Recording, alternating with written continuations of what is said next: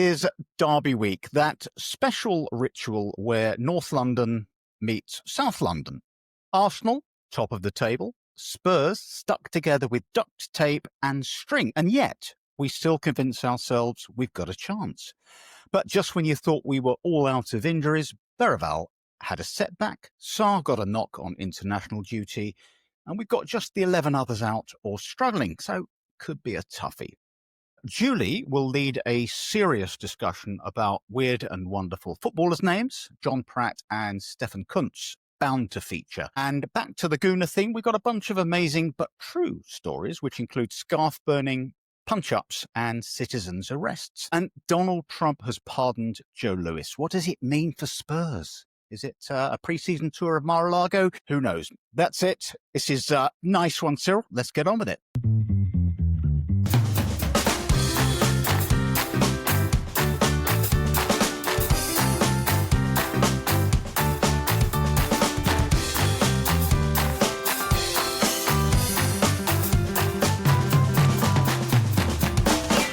Nice one, Cyril. So, welcome to Nice One, Cyril. I'm Simon Lipson. With me today, as ever, Julie Welch, Spurs historian, journalist, and all-round doyen. We have Kev Acott, as usual, to spread cheer and joy, and Misha Mansoor. Look, let's get some stuff out of the way here, Misha. Okay, so first of all, Misha Mansoor, where do you work? Not that far away, actually, Simon. Be specific. Be specific. Kind of like somewhere 1.7 miles away from my house. You work at Arsenal, don't you, Misha? You work at Arsenal. Now, let me ask you, in what capacity? I'm actually a tour guide. A tour guide? Yeah, a tour guide. Are you now or have you ever been an Arsenal fan? Well, actually, funny story behind that, Simon, because I thought you might ask me what were the origins of my Tottenhamship. So basically, I thought it's a bit like Harry Potter. You know where they sit there with a sorting hat on? And I've got a big brother and a big sister, and he's Arsenal and she's Tottenham. So when I was like 4 years old, I was asked what I was. And it literally was like almost like having the sorting hat on. And I didn't like my brother, and I liked my sister, so I went Tottenham. So it was almost like an awakening. Chosen. You were chosen. Yeah. You were chosen. Okay, Yeah. Well, look, I think we're going to let it go then. One other question. I mean, just theoretically, you're a tour guide around Arsenal. Theoretically, would it be possible, say, to go into the manager's office and maybe, I don't know, put some Spurs bit of memorabilia or poster or something Spurs into his office? Would that be possible, theoretically? Well, theoretically, I suppose so. I mean, I'm not sure if anyone's ever done that. Do you think they have, Simon? I don't know. I'd be staggered if someone was that cheeky. Anyway, look, let's talk about the North London. Well, I think we've cleared you. You have been cleared by the committee. Julie, we've got this match coming up on, is it Sunday afternoon? It's always the same, isn't it, with Arsenal? We go there in hope, not quite expectation, and it's dashed. What's your feeling about the match generally? Well, last week we sort of touched on this issue a bit, didn't we? And had this sort of vague kind of waft of optimism that something was going to happen that would make us win. And I have to tell you, I really don't feel like that now. But I don't want to depress you all. The last week or so in the international break, I don't suppose I'm the only one who's been counting important Arsenal injuries. And I was really, really gutted to learn that Gabriel, their most influential player, may be out of it. Well, look, I'm disappointed because you sound like a hissing balloon deflating in front of us. Because last week you were definitely thinking we had a chance. Kevin, you were sort of unexpectedly optimistic about our chances. Has the intervening week deflated you as well? No. The Sarr injury, I've read a couple of contradictory things. I mean, we always give contradictory messages about our injured players anyway, I think. So at first that looked really bad. Now it looks like it might not be. I don't know. It looks like Gabriel's is bad, which is a good thing. I mean, it would be stupid to say, we're definitely going to win. I don't think I've ever said that about a match against Arsenal. No one sane would ever say that. But we've got a chance there. Still think, even though they've got a better team this year than last year, I still think there's something a bit wobbly about them. There's something vulnerable about them. I don't think Arteta is a great manager. I think he's done a good job with massive resources, but he's not a great manager. And I think in a one-off, we could maybe do it. I mean, the inevitable pattern of the match will be them attacking and us defending, I think. Them attacking in their usual flair way, i.e. long throws and corners. And as long as we can ride our luck a bit, we could snatch one near the end. So in fact, I'm going to predict right now, 1-0 to us. I like it. I like this, Kev. Do you think there's any chance? I mean, we're thinking double pivot, aren't we? We're thinking Bentancur and Palhinha. Do you think there's any chance he'll go 3 at the back? You can chuck Danso in there between Van der Ven and Romero? Frank, I still find Frank quite slightly difficult to predict, actually. Because he does make changes from match to match supposedly to suit the team we're playing, and he gets it right sometimes. He particularly gets it right away. I wouldn't do it. I'd stick with 4, but I don't know. Okay. Well, look, Misha, you've been hovering around that dump over the last couple of weeks. Is there a sort of a general feeling about the place? Are they sensing victory in their nostrils? Blood, actually. They're smelling blood. They're laughing at us, Simon. I'm telling you. Because basically I'm the only Tottenham fan in the whole... No, I think there's someone that works in the office. There's like 2,000 people that work at Arsenal who's Tottenham. But basically I'm the only front of house person, any person. I'm the target. So they all direct all their ridicule at me. Every time anyone does anything Tottenham or Spursy, they all laugh at me. So there's a lot riding on this. But I was in the home dressing room today. All the shirts are hanging up. There's no point in me doing anything because they're only the sort of like display shirts. So I can't, You couldn't put like itching powder in them or there's no rip point. a hole in. There isn't. No. There's no point. Okay. But I think they have got quite a good collection. I don't think Arteta is that great. But I was saying that to this man called Neil from Peterborough today because I was working there today. Mm-hmm. And I was getting really carried away because I'm supposed to be really professional there. But I was like, I don't think Arteta is that good, actually, Neil. And then I saw all the groundsmen coming towards me. And I went, I'm just joking. Because I could actually lose my job because I get carried away sometimes thinking, it's all banter. But then the managers get actually quite angry. Do you get to see, some of the key personalities there? Do you ever see Arteta? Do you ever see the players around the place? Yeah, not on match days. Well, no, I mean, occasionally, like on match days, they're all very sequestered. So I'm working actually this Sunday before the match doing tours, which will be very interesting. I'm quite excited about it. I don't know why, but I am. Because there probably won't even be any Tottenham fans on the tour. Well, look, should you do something untoward, I think we'll all be behind you. I won't have a job.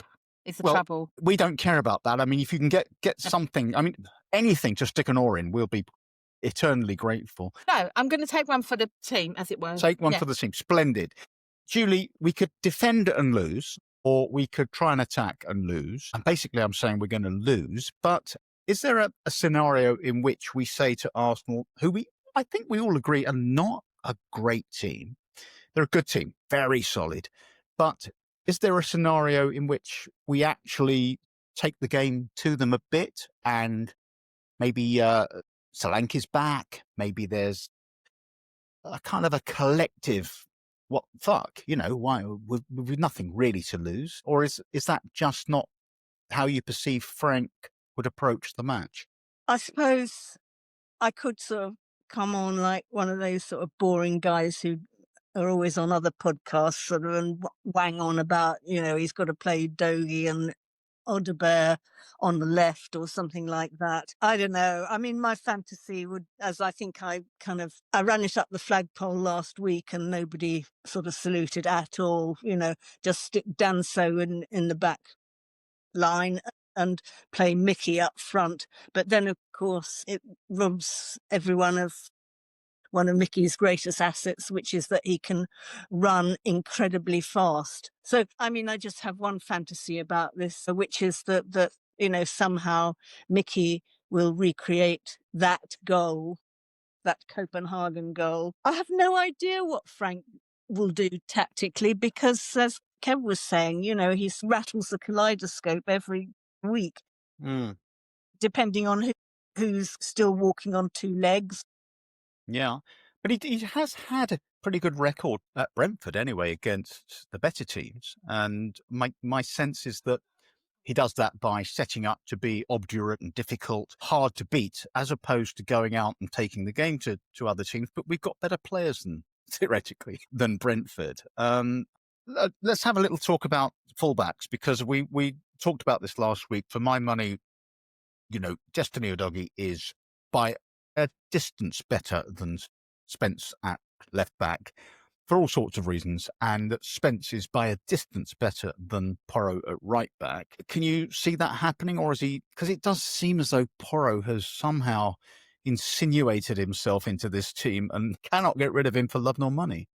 No, and I watched one of those little I don't know what you call them, little sort of propaganda videos that the club comes out with, where the players are having nice chats with nice people. And I think it was Van der Ven. So she was saying to all the players, so who's the real personality in the dressing room? Who's the one who makes you laugh? And Van der Ven immediately said Porro. And I suppose, why doesn't that surprise me, Kev? Why doesn't that surprise me? No, that's the thing, isn't it? I wonder to what extent Frank plays him because he's seen as a good man for the team, a bit of a leader, and he does come across like that. It's just unfortunate his footballing ability doesn't quite match it. Do you think he's kind of the Jordan Henderson of the Spurs team? There's this sort of good bloke. He rallies the boys. He can't play for toffee, obviously, but somehow he's seen by deluded managers as indispensable. No, he's the prankster. There's always one. There's always one. Yeah. He's kind of twat who would throw someone's socks across the dressing room into someone's tea or something like that. There's always been one over the decades. That's him, I'm sure. Yeah, I mean, Misha, where do you? I mean, Porro, let's be honest, is a good-looking boy. He's an ingratiator. Yeah, not as good-looking as Kev, though. No, obviously not. I mean, that's silly. No, I mean, I wouldn't even. Yeah, come on. That's just daft. I should just explain to our listeners that you, Misha, and Kev are partners. Van der Ven this week, playing for Holland. Van der Ven went on some bonkers run where he beat about 5 players at 150 miles an hour. Did you see that? One where he got felled at the very end. He got felled. It was He had to get himself out of a sort of a facing the wrong way type of thing, and then he'd made a turn and played the ball acutely across the first player, and then just went. You could see the sort of the despair of the chasers, because there's no way they're going to catch him. He's a hell of a player, isn't he? He's somebody we have had discussions about playing him up front in the absence of 52 centre forwards at the moment. He's actually reminds me of Bergkamp. I met Dennis Bergkamp last year. Don't boast about that, for goodness sake. No, that's awful. I think Van der Ven actually does have a bit of Bergkamp, quite a lot of him in him. In as much as he's Dutch and good looking. No, apart from those two things, which are true, he is magnificent. He is. He's quite the unique unit, isn't he? Julie, yeah. Let's have a little talk about Bergkamp. I heard this week that, because he was hit in the face by a ball, wasn't he? And that felled him.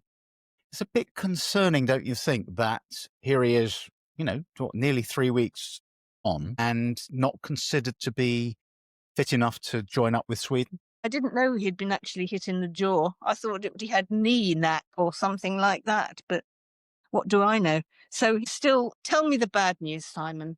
So Bergkamp, or Bergvall, as we'd like to call him, is not going to be able to turn out against the other lot at the weekend. Is that Mhm. right? It's certainly the suggestion is that he's not yet fit enough, and this is more than your sort of bog standard 2-week concussion protocol thing. Sarr, as Kev was saying, I think he's looking doubtful, although hasn't been at his best, has he, for a No, I mean, while. I'm looking a bit weedy for some time. And so Arnie's got the fractured jaw, and so we'll be out for several weeks. Are Yeah. you fit? How's your knee? Could you? The knee is probably not quite ready. It's a bit like No. Solanke's ankle. It's just, one of those things which is just going to go on. Yeah. Tantalizingly nearly better. I just don't think I'll be able to make it. We're not even going to see you on the bench. No, I'm not even. Well, I might be on the bench, sitting there in my puffer coat, everything, just sort of with the boys. Just in case. We could use a bit of know-how towards the end of the game, just game management. This is one of my favourites, Kev. Game management. Yeah. What does it mean? It's just another one of these sort of buzz phrases. It just means don't fuck it up. We're winning 1-0. Don't fuck it up. That's game management, isn't it? Yeah. And I think people talk of Frank as being a master of game management, and it's just being a manager, isn't it, really? Yeah. I think, yes. Like you say, if we're winning, let's keep trying to win, but let's not try too hard to score more goals. And Frank's pragmatic, and he does that, and so he's a good game manager. Yeah. I can't imagine him there being a break in the game, towards the end, and he calls everyone over, say, listen, let's manage the game, boys. But he is a pragmatist. Misha, you've got a Lego head, your gaff, your work gaff. He's taken him a while, hasn't it, to get to, a team that sadly looks as though it's going to succeed this year. How has he been regarded by the fans hitherto? I mean, have they been patient with him, or have they been called for him to go? Because we don't care either way, of course. But what's the sort of underlying sense with him over the last 5-6 years? I meet fans, hundreds of fans a day, and overwhelmingly people really, really support him and they rate him. And there's a lot of optimism this year, which so far seems to be justified, that they're going to at least, top the league, at any rate. And I've never heard everyone wants the team to thinks he's, good and he's going to do it. He's just been unlucky so far, a lot of times. Okay. So this is the year, and I haven't had any disgruntlement. Well, it's an interesting insight, because I think, I don't know, we at Spurs, we've over the last few years, Julie, we've had this kind of churn, haven't we, with the managers, and they don't last very long. One way or another, they either sabotage themselves, or we just decide they're not for us. Is there something to be said? I mean, we don't want to give Arsenal praise unnecessarily, but is there something to be said for sticking with a manager and just saying, look, okay, we won't win anything for 2, 3, 4 years. I mean, Alex Ferguson didn't win anything for I don't know how many years before he started winning everything. I think managers Ferguson are an exception, and most squads, especially if there's not a lot of churn in the squad, actually get fed up of the manager after about 3 years.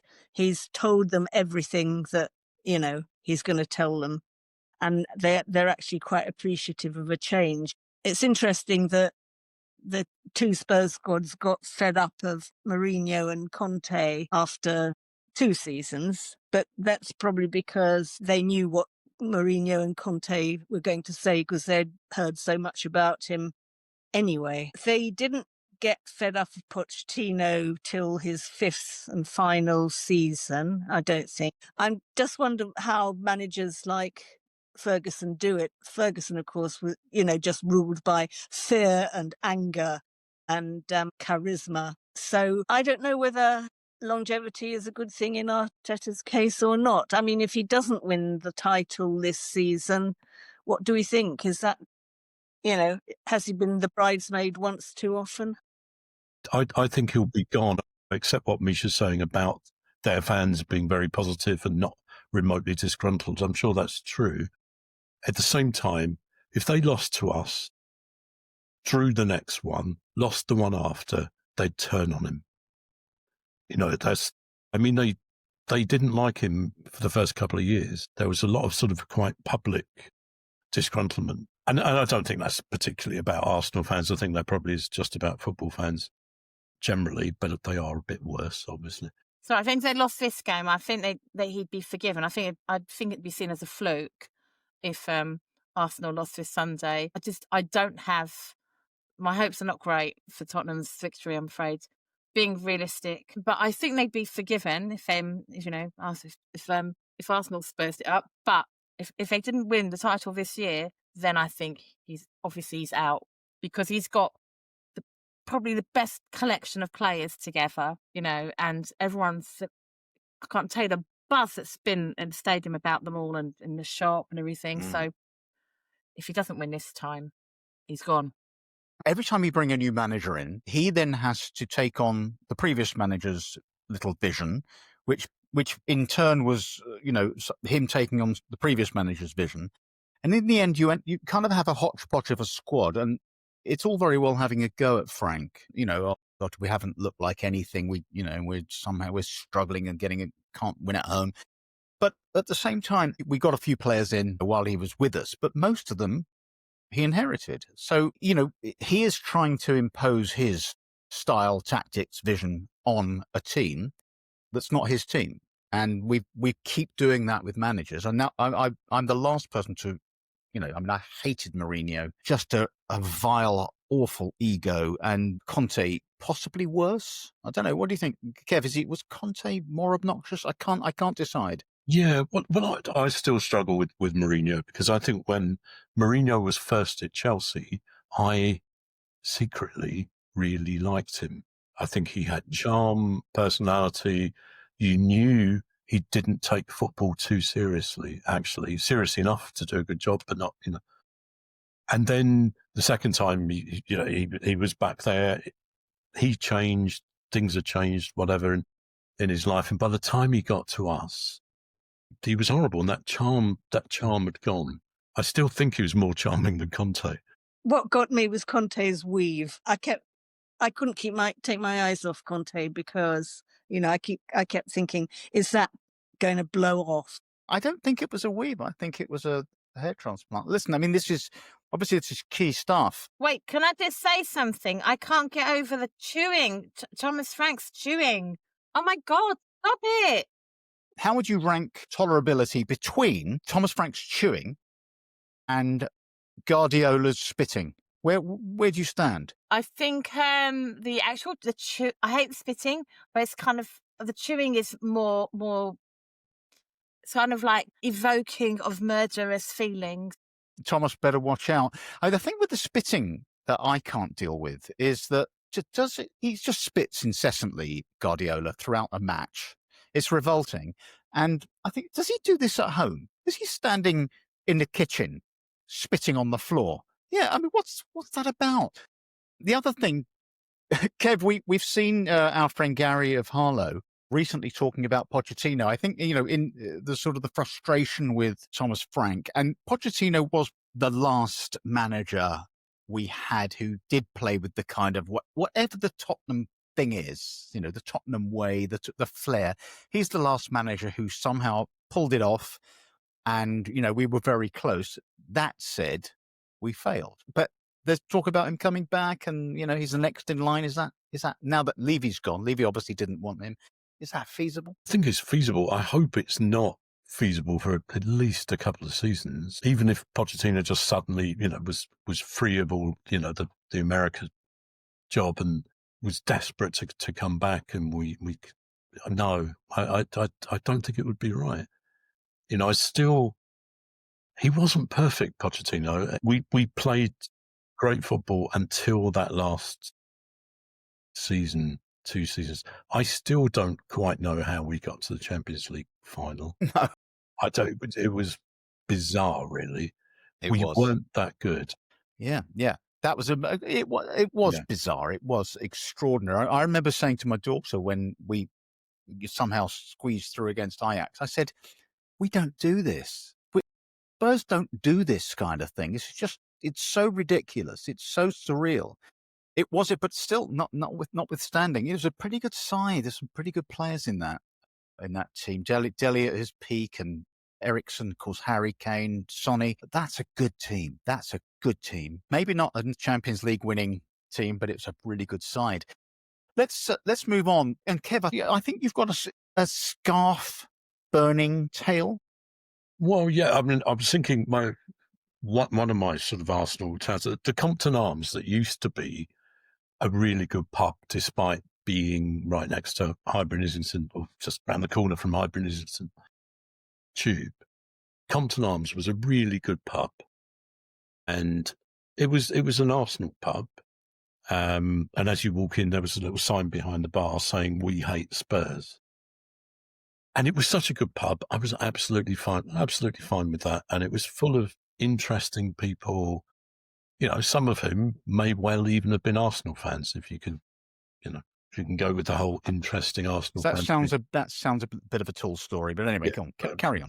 Yeah, and I was there with a friend of mine.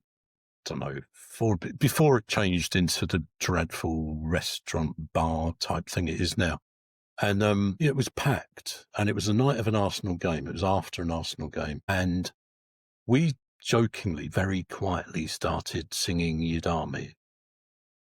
And then we were very drunk, and then we started sort of singing it louder and louder. And then we just sort of got bored and slightly embarrassed and stopped. And then confessed to each other that we had scanned the whole pub. Is there anyone here that's likely to actually take offence? And we both decided no. So we knew we'd be fine, but it still felt like a little moment of triumph. So there was a kind of a risk assessment, and then you did what needed to be done. I've got another story, actually. It's possibly my favourite Arsenal Spurs story, and I'm not a violent man, never have been. But I was walking outside the old White Hart Lane, and it was a derby match, and two Arsenal fans were walking towards us wearing their Arsenal scarves, and the Spurs fan just in front of me just walked up. As he was passing the Arsenal fans, smashed one of them in the face. He went down, and he said, and he very casually turned and said, "You shouldn't wear your scarf, mate." You know, like, that's just the way it goes. You don't wear your scarf. You get a punch and you lose a few teeth. That's what happens. It's the nature of the game. Julie, any sort of incidental Spurs Arsenal nonsense for us? Nothing that I can really divulge here. As soon as I know anyone supports Arsenal, however nice they seem, I defriend them immediately, because Wow. there is, if you are an Arsenal fan, there is some taint in you, obviously. It even mainly people of, let's say in their 20s, 30s and 40s, people who glommed onto Arsenal during the Wenger years. Bit more lenient with people who watched Arsenal, let's say, well, in the 70s, actually, 1971. Yeah, that was pretty shit if you were a Spurs supporter. Let's say, certainly around the late 70s, 80s, I don't mind so much, but anybody who copped onto Arsenal during the Wenger years, which is when football started to get really popular amongst the wrong sort of person. Yeah. That's it between us. You know, we can never be friends. It will never happen. There is something morally wrong with these people. That is my opinion. Well, Whereas if wow, you're a that's- Spurs, you see, if you support Spurs, particularly from, the early 20s onwards, or maybe even during the 90s, when, apart from two cups that bookended that decade, Spurs were a bit shit, let's face it. Certainly if you started supporting Spurs during the early part of this century, I think, good for you. You are a solid type. You stand apart from the crowd. You don't just follow glory, because if you did, you wouldn't be supporting Spurs, however much of a twat you are. That's my attitude. Well, there's a kind of an inherent twattishness, isn't there, about supporting Spurs, because we don't win anything. It's all hope over, achievement. And yet there's a sort of a warmth and, I don't know, it's just something that makes us all bond in our sad lives. Misha, I think it's fair to say that most Spurs fans, actually, I'm not among them. I don't hate Arsenal, partly because to me, they're just another team that we have to be better than. And I can't be bothered wasting emotion and energy on any specific team because we've got to just be better than everyone else. And if they're better than us, that's our problem, isn't it? But Arsenal obviously does raise the hackles of most Spurs fans. I think because Spurs fans still see us, we still see ourselves as rivals. But Arsenal have kind of gone away from us, haven't they, in terms of, where they are as a club. I don't believe anything you've just said, though, about not being that bothered anymore. Can I just... No, I promise you. You're lying. And I think you were the man it was you what smashed that man in the face. All Simon, right, I did, but reckon. that was then. This is now. Can I say also, Julie, I admire your integrity and how you have decided that you're okay about people who have always supported Arsenal, but not about the kind of fair weather fans. And I don't think you go far enough, though. I mean, my brother, I actually disowned him as well. I mean, come on, don't be wishy-washy. Spurs fans are quite, they hate Arsenal. They see them as direct rivals. Do Arsenal, because they have achieved this sort of, they're a bit beyond us at the moment. But do they see Spurs in the same way, or do they save most of their spittle and nastiness for, I don't know, Man City or Chelsea? Well, they don't fear us, I'm afraid. What hurts the most is they do actually they mock us. Charlie George and Perry Groves, who do legend tours at Arsenal, call us the mob down the road. And a lot of my colleagues won't even talk to me. Like some of them just pretend I'm not there. They're actually quite, And we've had a few incidents, but I'm not allowed to talk about it until it's all, We can wait for the industrial tribunal, can't we, for that one? Yeah, exactly. Because I had to sign the whole NDAs and everything. So they don't. I mean, they're not even scared. They're looking forward to it. It's a bit like throwing the Christians to the lions kind of thing. We are voluntarily, willingly going there on Sunday for them to make a mockery of and rip apart. They are not frightened. They're laughing. They're laughing at us. That's why we hate them, isn't it? That kind of actual sort of that belief in themselves that isn't really backed up with any particularly good football. And they don't have much of a European trophy cabinet, do they? No. Let's be honest. No. I mean, that's a bit of the tour, Misha, surely. Yeah. That is a bit pointless, isn't it? Oh, yeah. They lose sleep over that, I bet they do. Well, let's move on. Julie, we were talking, I alluded to footballers' names. And I tell you why this occurred to me the other day, because I was watching Sky Sports on last Saturday, and the banner was running through with all of the up-to-date, I think, women's Champions League matches. And it said Juventus won, goal scorer, God. And I thought, wow. I mean, if you got God on your team. Anyway, I had to investigate, so I Googled it. And her name is Emma Stolen Goods. I mean, it's even better. But it's actually got that funny Danish O with the diagonal line through it. So it's Emma Stolen Gude. But Sky had it as God, and I thought, this is great, because we've got a guy called Destiny, which I think's incredibly romantic, and it's a brilliant name for a footballer, Destiny. You've got a few more for us. Me? Yes. I'm sure I started that with Julie, but yeah. I was so transfixed by your mastery of Norwegian or whatever it is. Who wouldn't be? Then, first of all, this comes courtesy of my friend Stephen Pollard, journalist, editor, and Spurs supporter. Thoroughly, yes, he is. Yeah, person. And it's his squad of rude names of footballers, and I'm going to try and read it out without laughing. Okay. So, fire away. I'm sorry. Seaman, penis, fuck all, de cock, fanny, wanker, fox, minge, shite, Shirtlift, Kuntz, Assman, Kaka, Windass, Goodwillie, Shitu, Ufati, Quim. That's quite the collection, isn't it? For my money, the winner there is Shitu. I don't know why. It just appeals to my scatological mind. Let's other funny names. Kev, you got any for us? Kaka, people never pointed it out at the time. It was like, no, that's a good point. Yeah, we don't point out his comical name. Sometimes you get a name that's apposite, wouldn't you? John Pratt, obviously, who was perfectly named. I quite like Danny Invincible.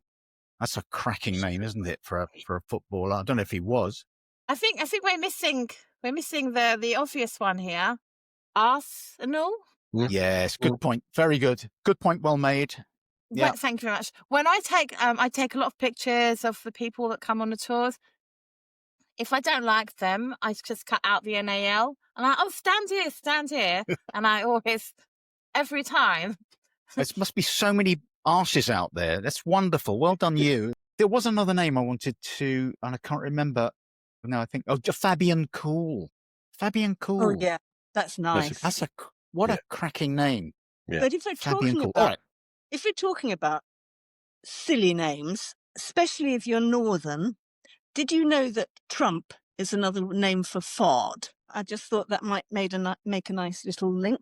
Well, do you know what? You're doing my job for me, Julie. I'm feeling slightly redundant now because Trump has pardoned Joe Louis. I don't know what that means other than that, just says to me peas in a pod.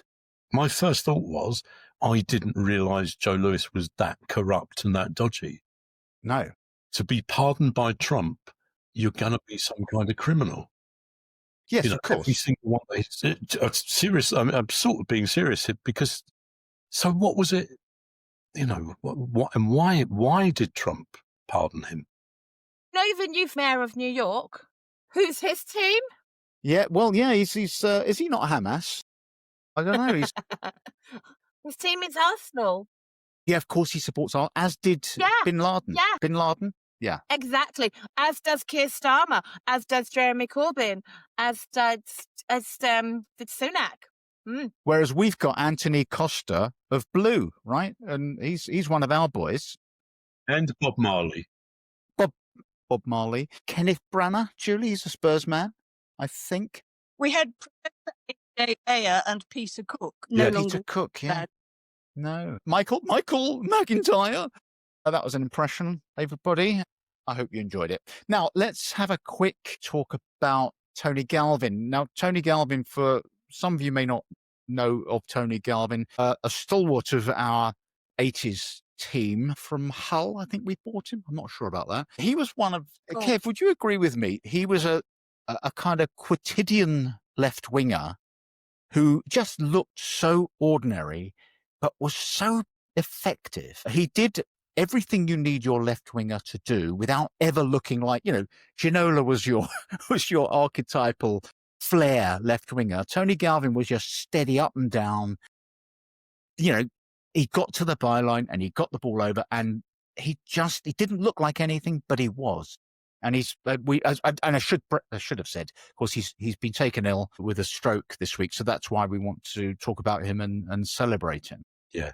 Yeah, and I think he's one of those players, regardless of this, that we should look back on fondly, and I think we all do. I think he should be celebrated. He was one of those. I don't know. I was just thinking, he's one of those sort of 7.5, 8 out of 10 sort of players. He was never a 9 or a 10, but he was a committed, sometimes clever, energetic sort of player who was a big part of the team at that time, I think. Yeah. Wasn't he one of the few, Julie, who had a degree? Did he not have a degree in something or other? From Nottingham University in Russian Studies. Mm-hmm. And he actually signed at the same time as Ossie and Ricky, but Keith Birkinshaw told him to finish his degree course in case he didn't make it as a footballer. So he arrived a little bit later. Steve Perryman speaks incredibly highly of him. said that, despite his degree and all that, he had a real sort of coal miner's attitude to life. He was up and at it. He would kind of run the legs off people. Is an incredibly amusing bloke. And the good news is the well-known Spurs supporter Richard Cracknell has actually exchanged messages by text with him. So good. Compos mentis, and Tony Galvin says, he has a fair road to he faces a fair road to recovery, therapy and treatment. But like I say, he's communicating. If he was able to communicate by text with Crackers, that's wonderful news. It's good to hear. Yeah, it's absolutely great to hear. And just one other thing about Tony Galvin. If we're remembering Ricky Villa's winner in the 1981 Cup final replay, nobody ever remembers that the guy who made the assist for Ricky when he started that slalom run, it was Tony Galvin, who saw him. Tony Galvin had run the ball down the left, and he'd basically run out of road, and he was absolutely knackered, and he looked around, and he suddenly saw Ricky standing in what Tony described as an innocuous position, and passed the ball to him. And of course, the rest is history. But what always really impressed me was that a footballer had used the word innocuous. Yes. Well, why not? I was on that side of the stadium and on that touchline when Tony Galvin made that barreling run. What impressed me more than anything about it was when he stopped and turned, he did it with the outside of his left foot. It was a sort of a lovely touch, a lovely skill to bring him back round the guy he was facing. And then he gave it to Ricky, and it's the ultimate assist, isn't it, Misha? Was it like a Russian pirouette as opposed to a Russian roulette? See what you did there? Thanks. But I think you've done the Russian thing there, haven't you? That's exactly, the Russian pirouette as opposed to Russian roulette. Do you know what I mean? So clever stuff. Too clever for this podcast, to be honest with you.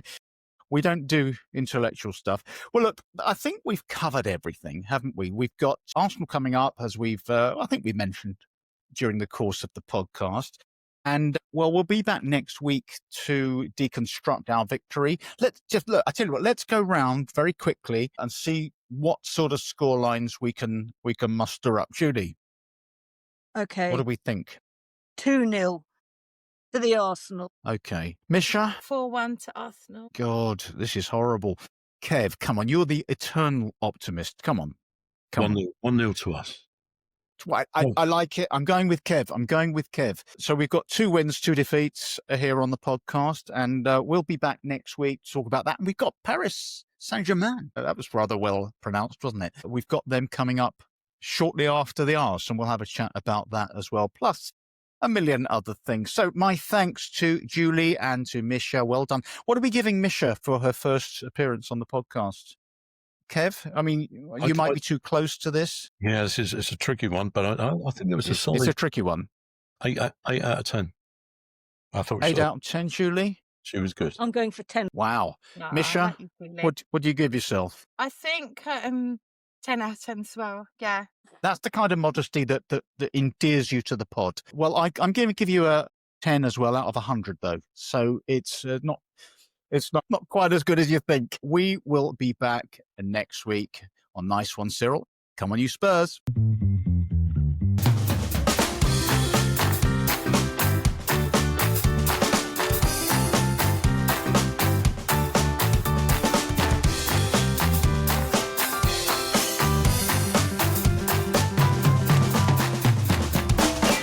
Nice one, Cyril.